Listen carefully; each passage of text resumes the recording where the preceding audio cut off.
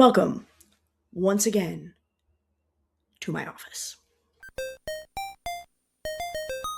When last we spoke, we started looking at this idea that to uncover kind of these implicit worldviews that all of us hold, you need to be able to apply a context, right? You have to be able to bring a context. And sometimes the work that you're looking at will itself tell you the context, right? Like with the example of, someone who is experiencing depression and blue curtains. The work informs the context. This is why the blue curtains matter. Sometimes, though, because our worldview ideas are water, they're the water that we swim in, they're things that become hard to see, we have to bring our own interpretive lenses to the table, right? And one of the ways that we do this is by thinking about critical theory. Critical theory is huge. It is a ginormous field.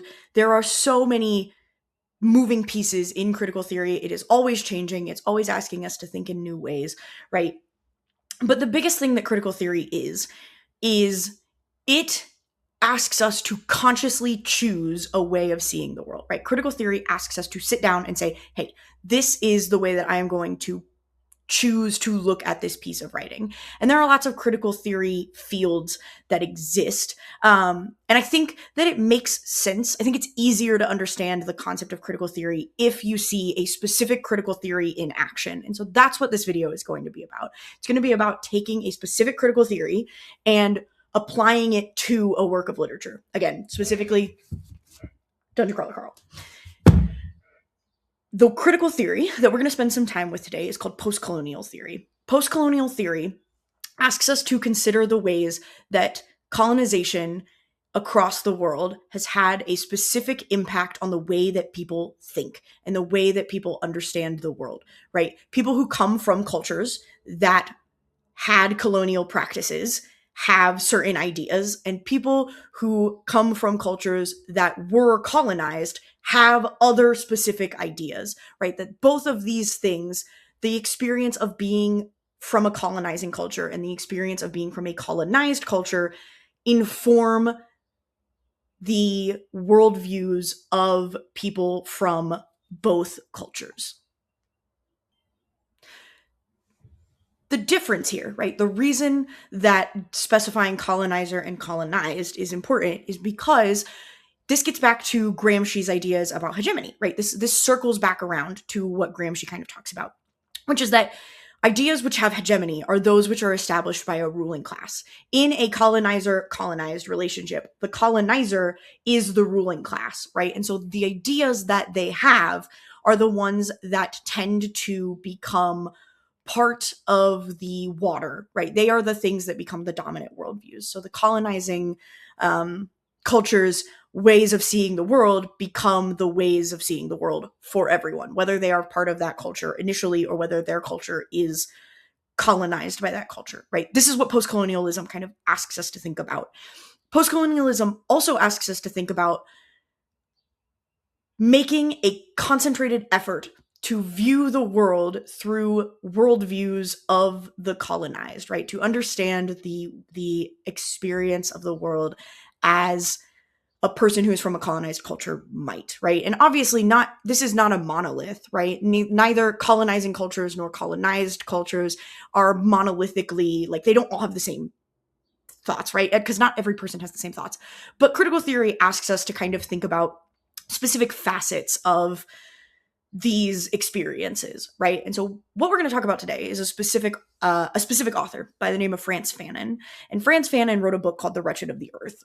And in The Wretched of the Earth, he has a chapter called On Violence. And On Violence asks us to consider why violence occurs in cultures that have been colonized, right? What is it about these cultures that kind of lead into violence? And I think that there are a couple of ideas in this kind of chapter from the book that are worth talking about as ways of seeing what happens in Dungeon Crawler Carl. So if we're thinking about the idea of Dungeon Crawler Carl through this kind of post-colonial lens, the first thing that we need to talk about is the idea that there is a colonized culture and there is a colonizer culture in the text, right? This is, I think maybe once you hear this language, becomes kind of apparent.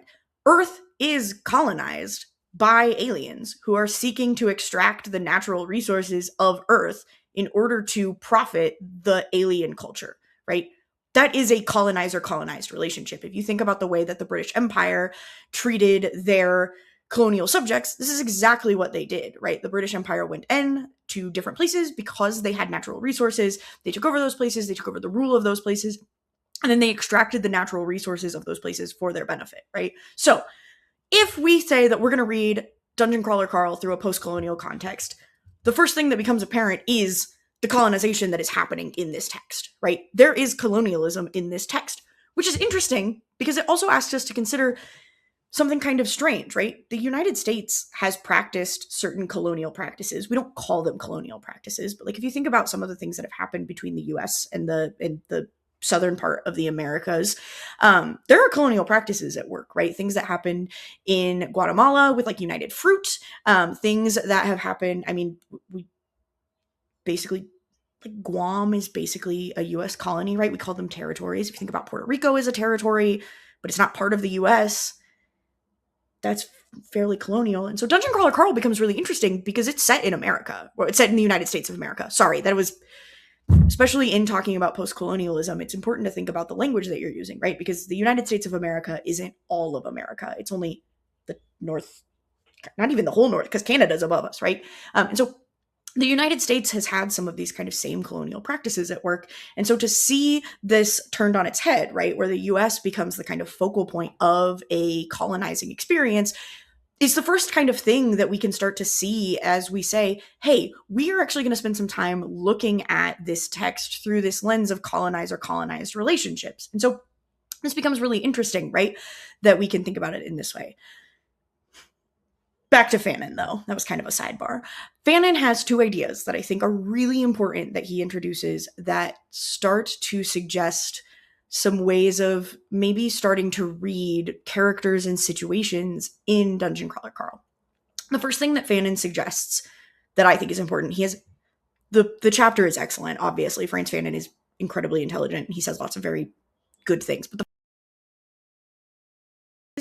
apologies if things look a little bit different. I had to adjust my microphone and I think it like messed up the camera, but regardless, we were talking about Frantz Fanon and Fanon's idea of intertribal violence. So the idea that members of the same colonized community may turn on each other with violence, right?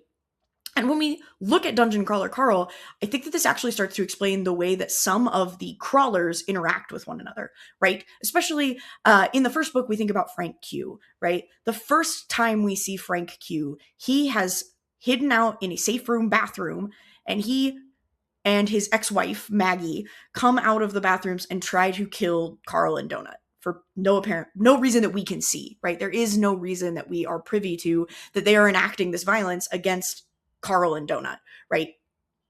Which is wild because both of them are in the same position, right? All of these characters are in the same position. All of them have been unwillingly